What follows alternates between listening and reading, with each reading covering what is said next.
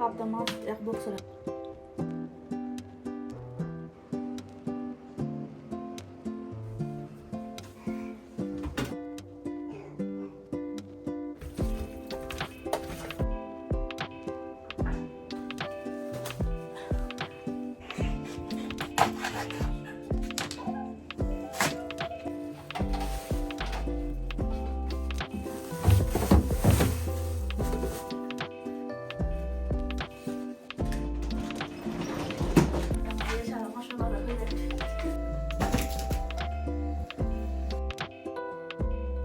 আসসালামু আলাইকুম, টাইনওয়াল ফ্যামিলির সবাইকে নতুন আর একটা ব্লগ দেখার আমন্ত্রণ জানিয়ে শুরু করছি। আশা করছি আমার আজকের ব্লগটি ভালো লাগবে। ব্লগটা সকাল থেকে স্টার্ট করেছি। রাতে আমি ঘর দোয়ার সব কিছুই পরিষ্কার করে রেখেছিলাম। আজ হচ্ছে খুশি খুশি মনে ব্লগটা করছি, যেহেতু সব কিছু পরিষ্কার। ব্লগ করতেও আলাদা একটা শান্তি লাগছে।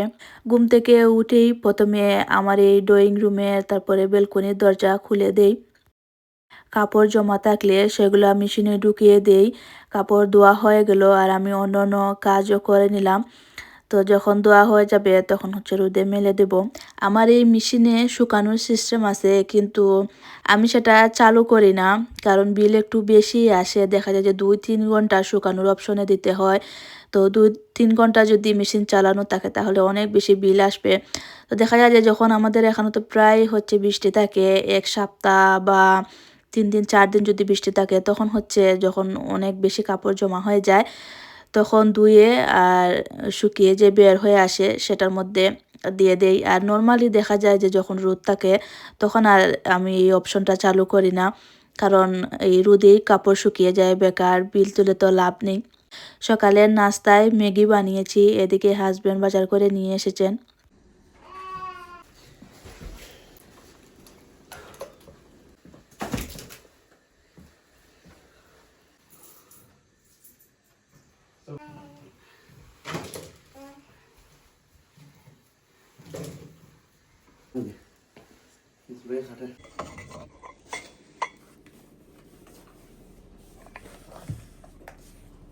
আজ হচ্ছে ওনার ছুটি, আমি আর বাজার করতে যাইনি, ছেলে মেয়ে একটু অসুস্থ।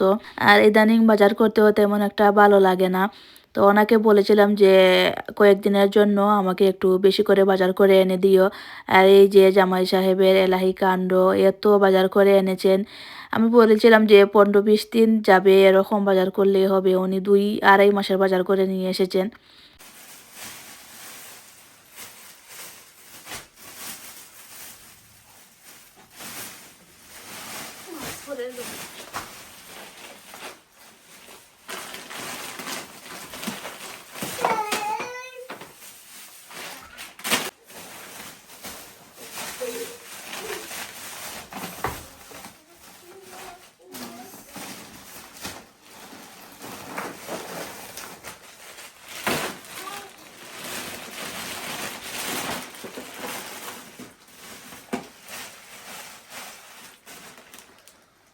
সব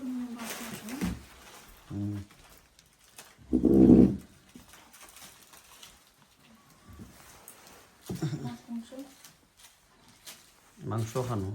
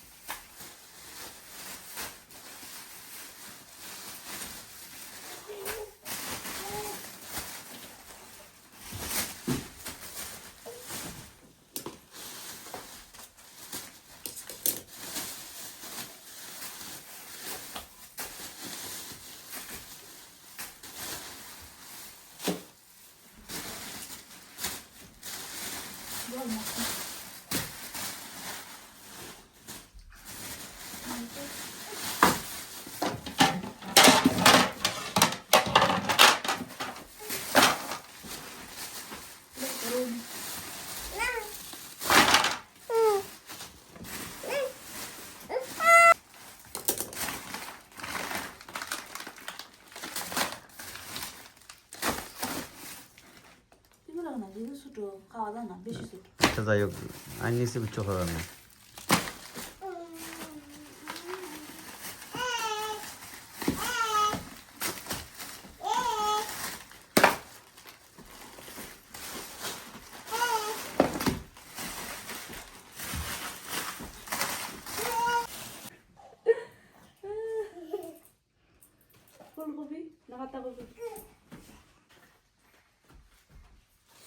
ফ্রিজটা ক্লিন করে নিচ্ছি, এই যে সব কিছু বের করছি।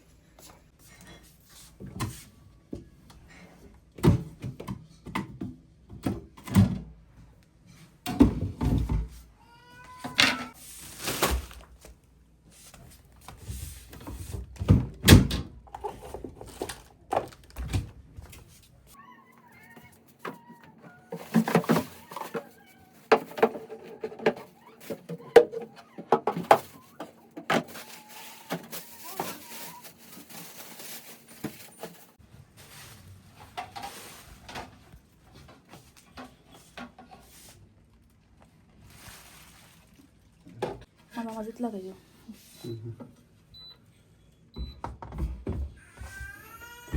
ওটা না ওটা মাঝে মাঝে যেটা ওটা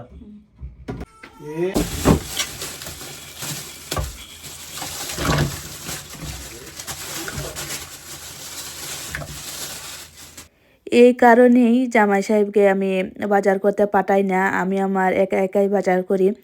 আজ বলেছি 20 দিনের বাজার, উনি 2 মাসের বাজার করে নিয়ে এসেছেন। তো আমাদের হচ্ছে এখানে সব কিছু তো ফ্রোজেন করা মাছ থাকে। তো মাছগুলা হচ্ছে আমি প্রথমে আইস ছুটিয়ে ক্লিন করে বক্সে ভরে তারপরে ফ্রিজে রাখবো। তবে একমতো ভালোই হয়েছে, বেশি করে আনার কারণে রমজানে হচ্ছে কষ্ট করে আর বাজার করতে হবে না, সারা রমজান মাসটাই চলে যাবে। রমজানে দেখা যায় যে রোজা রেখে এই বিকালে তো ইফতার তৈরি করতে হয়, তো বিকালে দেখা যায় যে আর বের হওয়া যায় না, রান্না বান্না থাকে বা সংসারের এটা সেটা কাজ থাকে। তো এত বাজার দেখে প্রথমে একটু রাগ করছিলাম ওনার সাথে যে এত বাজার কেন করে এনেছো। তো পরে ভাবলাম যে ভালো হয়েছে, 2 মাস আর কোনো বাজার করতে হবে না। আসলে এই প্রথম এত মাছ মাংসের বাজার করে এনেছি, তা না হলে দেখা যায় যে আমি অল্প অল্প করে আনি। আর এটার একটা কারণও আছে, আমি একসাথে বাজার করি না যাতে একটু বিকালে বের হতে পারি, বা এই বাজারের উছিলায় বাজারও করে আনলাম আর একটু ঘোরাঘুরিও হয়ে গেল। কিন্তু ইদানিং ছেলে হওয়ার পরে দেখা যায় যে বাহিরে বের হতেই পারি না, সপ্তাহ 10 দিন পরে যদি বের হইও পার্কে একটু ঘোরাঘুরি করে চলে আসি। সংসারের কাজকর্ম করেই শেষ করতে পারি না আর প্রত্যেক দিন গিয়ে বাজার করব। সবাই হচ্ছেন রমজান প্রিপারেশন শুরু করে দিয়েছেন, দেখি সবার ব্লগ বাজার করছেন, এটা সেটা ফ্রোজেন ইফতার সব কিছুই হচ্ছে আগে থেকেই করে রাখছেন। তো আমি একটু লেটেই হচ্ছে এই সব কিছু স্টার্ট করলাম। আজ হচ্ছে মাছ মাংসের বাজার গুছিয়ে রাখছি, আর কয়েকদিন পরে হচ্ছে তোমাদের সাথে এই রমজান ফ্রোজেন ইফতার আইটেম শেয়ার করব। এই 2 দিন ব্লগ দেইনি, আসলে ছেলে মেয়ে একটু অসুস্থ, তারপরে আমি রমজান প্রিপারেশনে একটু ব্যস্ত ছিলাম, তো ভিডিও এডিট করার আর সময় পাইনি। কাল রাত 4টা পর্যন্ত হচ্ছে কিছু ফ্রোজেন ইফতার তৈরি করেছি, তো ভিডিও করেছি, 2-1 দিন পরে সেটা শেয়ার করব। তো আমি থাম্বনেইলে হচ্ছে 1 মাসের কথা বলেছি, কিন্তু আমাদের টুনাটুনির সংসারে এই সব মাছ মাংস দিয়ে 2-2.5 মাসের মতো হয়ে যাবে। এই ছোট ছোট বক্সের মধ্যে রাখার কারণে আরো অনেক বেশি সুন্দর লাগছিল। এখন হচ্ছে ফ্রেশ মাছগুলা ক্লিন করব। এখানে চিংড়ি মাছ, তারপরে এদেশি আরো কয়েকটা মাছ এনেছেন। চিংড়ি মাছটা আমার অনেক বেশি পছন্দের, আমার বেশিরভাগ ব্লগেই দেখবে যে আমি চিংড়ি মাছ বেশি রান্না করি। একদিন কষ্ট করে সারা মাসের কাজ এগিয়ে রাখলাম, রমজানে আর কোনো কষ্টই করতে হবে না। বাচ্চা কাচ্চার মাদের এভাবেই করা উচিত। আর আমরা যারা বিদেশে থাকি, হেল্প করার মতো আমাদের কেউ নেই, একা হাতেই সব কিছু করতে হয়। তো হাজব্যান্ডের ছুটির দিন দেখা যায় যে এভাবে একদিন কষ্ট করে সব কিছু গুছিয়ে রাখলে দেখা যায় যে সারা মাস বা সপ্তাহ আরামে কাটে, অথবা অন্য অন্য কাজগুলা করা যায়। পরে জামাইকে আসলে ধন্যবাদ দিচ্ছিলাম যে ভালোই করেছো, একসাথে সব বাজার করে দিয়েছো, কষ্ট করে গুছিয়ে রেখে দিয়েছি, আর সারা মাস আর কোনো কষ্ট করতে হবে না। বিশেষ করে এই মাছের জামড়াটা শেষ হলো, তা নাহলে প্রত্যেক দিন রান্না করার সময় ফ্রিজ থেকে মাছ বের করে সেগুলা আঁশ ছুটিয়ে আঁশলাটা হচ্ছে ক্লিন করে ফ্রাই করো, তারপরে রান্না করো, প্রত্যেক দিন রান্নার আগে এই জামড়াটা করতে হয়। তো একদিন আসলে আঁশলাটা ফেলে ফ্রাই করে রেখে দিলে দেখা যায় যে শুধু রান্না করার সময় ফ্রিজ থেকে বের করেই তরকারির মধ্যে দিয়ে দিলেই হয়ে গেল। এখন থেকে ঠিক করেছি এভাবেই বেশি করে বাজার করে এনে রেখে দেব। ইদানিং আর আগের মতো কাজকর্ম বা এইসব ঝামেলা আর ভালো লাগে না। জানি না কেন শরীরটা এত টায়ার্ড থাকে। ব্লগটা করি আমি শখের কারণে। তো এই টায়ার্ডের কারণে মাঝে মধ্যে চিন্তা করি যে ব্লগটাও ছেড়ে দেবো। আর এই প্রবলেমটা হওয়ার কারণটা আমি ফিল করতে পারছি যে আমার ঘুমটা ঠিক মতো হচ্ছে না। ছেলেকে বারবার খাওয়াতে হয়। তো একবার ঘুম ভেঙে গেলে দেখা যায় যে পরে আর ঘুম আসে না। ছেলেটা বড় হওয়া পর্যন্ত এভাবেই কষ্ট করতে হবে।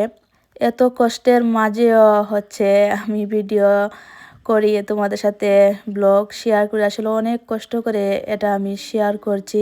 আমার জায়গায় কেউ হলে দেখা যেত যে এই ব্লগটা কেউ কন্টিনিউ করতে পারতো না। আসলে আমার অনেক কষ্ট হচ্ছে ইদানিং সবকিছু ম্যানেজ করতে। আগে সবাইকে বলতাম যে আমার ছেলেটা অনেক লক্ষ্মী, সারাক্ষণ ঘুমিয়ে থাকে, আমি একা একা কাজ করতে পারি, ও ডিস্টার্ব করে না। কিন্তু এখনও অনেক বেশি চঞ্চল হয়ে গেছে, ঘুমাতে চায় না। দেখা যায় যে ওকে একটু টাইম দিতে হয়, তা না হলে ও কান্না করে। মানে ও চায় বসবে, কিন্তু ও চায় যে আমি ওর সাথে থাকি বা পাশে বসে ওর সাথে খেলা করি। তো যখন ঘুমায় দেখা যায় যে আধা ঘন্টা বা ১ ঘন্টা ঘুমায়, কিন্তু এই ১ ঘন্টায় আমি একটা কাজও করে শেষ করতে পারি না। ও আবার ঘুম থেকে উঠে যায়। কাজ করার সময় ভিডিও তো করে নেই, কিন্তু পরে ২-৩ ঘন্টা সময় দিয়ে ভিডিও এডিট করতে করতে গিয়ে কষ্টের মধ্যে পড়ে যাই। অনেক কষ্ট করে সবকিছু ম্যানেজ করছি। সবাই আমার জন্য দোয়া করার জন্য, আল্লাহ আমাকে আরো অনেক ধৈর্য শক্তি দেন।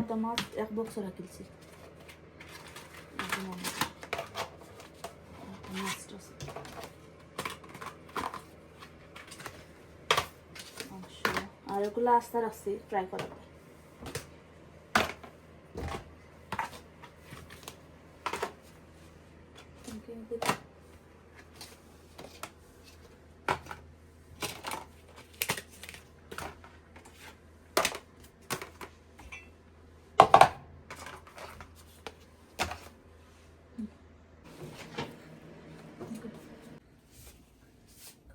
হুম।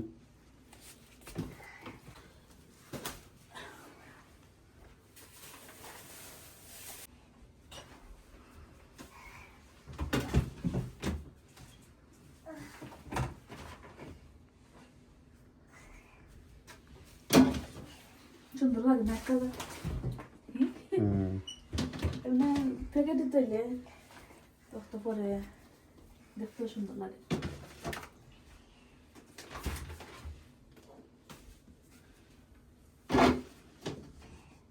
একটা কিলো বইছে।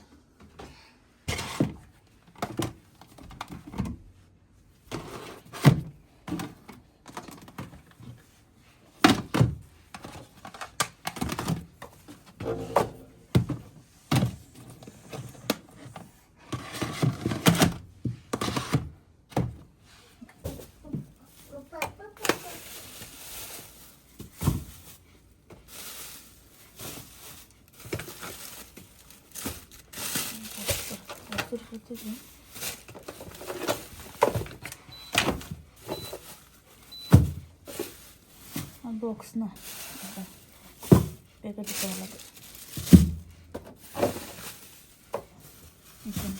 সুন্দর লাগে না বক্স দিলে।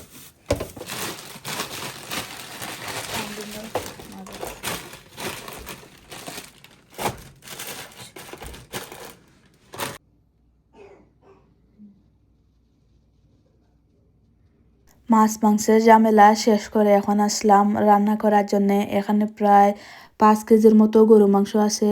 তো সব মাংসই রান্না করে নিব। অর্ধেক হচ্ছে এই ডিপ ফ্রিজে রাখবো, আর অর্ধেক আমাদের আজকের খাওয়ার জন্যে এই পোলাও, তারপরে একটা আলু দিয়ে তরকারি রান্না করবো। তো এখানে সব ধরনের মশলা দিয়ে পেঁয়াজ টাজ দিয়ে আমি বসিয়ে দেব। আর এটা আমি প্রত্যেক রমজানের আগেই করি, কিন্তু আজ ফ্রিজে জায়গা নেই, সেই কারণে অল্প করেই রাখছি। তো আমি হলুদ ছাড়া বাকি সব ধরনের মশলাই দিয়েছি। তো অর্ধেক মাংস হচ্ছে আমি আমার আন্দাজ করে আমি বক্সে রেখে দেবো পোলাওয়ের জন্যে। রমজানে তো দেখা যায় যে ইফতারের সময় পোলাও তৈরি করি মাংস দিয়ে। তো আগে থেকে রেখে দিলে হচ্ছে ফ্রিজ থেকে বের করে আর সাথে চালটা মিক্স করে পানি দিয়ে জাল করে নিলেই পোলাওটা হয়ে যায়। আর এই যে এটা হচ্ছে রৌ মাছ, আমি ক্লিন করে ভালো করে ধুয়ে নিয়েছি। এখন লবণ আর হলুদ দিয়ে মাখিয়ে এটা ফ্রাই করে নিচ্ছি। বক্সে ভরে ডিপ ফ্রিজে রেখে দেব। তারপরে যখন তরকারি রান্না করব আমার যতটুকু দরকার বের করে এই তরকারির মধ্যে দিয়ে দিলেই হবে, আর ফ্রাই করতে হবে না। এই আইডিয়াটা আমি মাঝে মধ্যেই করে থাকি। বাংলাদেশে দেখা যায় যে কেউ মাছ ফ্রাই করে খান না, কিন্তু বিদেশ আমরা কম বেশি সবাই মাছ ফ্রাই করে খাই। কারণ এখানে মাছ তো ফ্রোজেন করা থাকে, দেখা যায় যে বেশিরভাগ মাছের মধ্যেই গন্ধ থাকে, ফ্রাই না করলে খেতে ভালো লাগে না। রান্নার সময় সবথেকে বোরিং কাজটা হচ্ছে এই মাছ ফ্রাই করা, চুলা অপরিষ্কার হয়ে যায়। তো একদিন কষ্ট করে হচ্ছে এই 1 মাসের জন্যে বা 15 দিনের জন্যে মাছ ফ্রাই করে রেখে দিলে শান্তিমতো বাকি দিনগুলোও চলে যাবে। আমি আমার আন্দাজ অনুযায়ী বক্সের মধ্যে রাখছি আর উপরে ফয়েল পেপার দিলাম। কারণ আমি এক তরকারি বা একদিনের জন্য যতটুকু মাছ প্রয়োজন ততটুকুই রেখেছি, আর একসাথে রেখে দিলে দেখা যায় আইস হওয়ার পরে ছোটানোর সময় ভেঙে যেতে পারে। তো একদিনে যতটুকু রান্না করবে ততটুকুই এভাবে রেখে দিবে, মাছগুলো আর ভাঙবে না, হয়ে যাবে।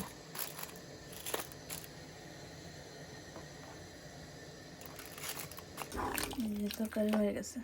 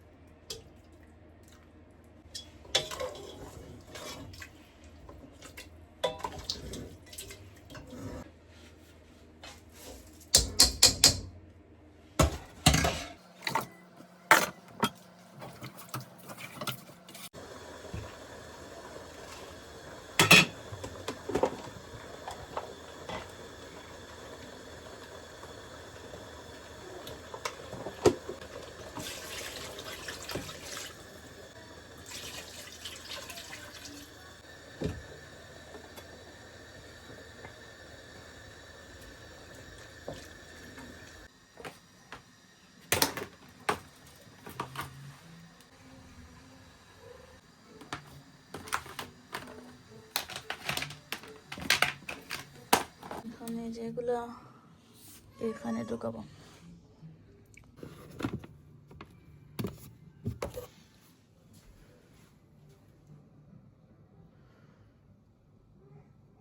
বক্সে রাখার কারণে দেখতে এত সুন্দর লাগছে, আর অল্প জায়গার মধ্যে অনেক কিছু হচ্ছে রাখতে পেরেছি। আর ব্যাগের মধ্যে রাখলে দেখা যায় যে এত বেশি রাখা যায় না, পড়ে যায় অথবা রক্ত পড়ে, দেখতে মনে হয় যেন সব কিছু এলোমেলো হয়ে আছে। তো এভাবে রাখলে হচ্ছে দেখতেও সুন্দর লাগে, জায়গাও সেভ হয়। আর এই তো আমাদের আজকে রাতের খাবার পোলাও আর ডিম ভুনা আগেই করা ছিল, আর মাংস দিয়ে যে আলু রান্না করেছিলাম সেটা।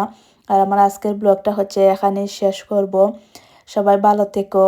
আর হ্যাঁ, আমি রাতে বেড কাভারটাও চেঞ্জ করেছি, ছেলেমেয়েরা খেলা করছে, তারও কিছু অংশ তোমাদের সাথে শেয়ার করলাম।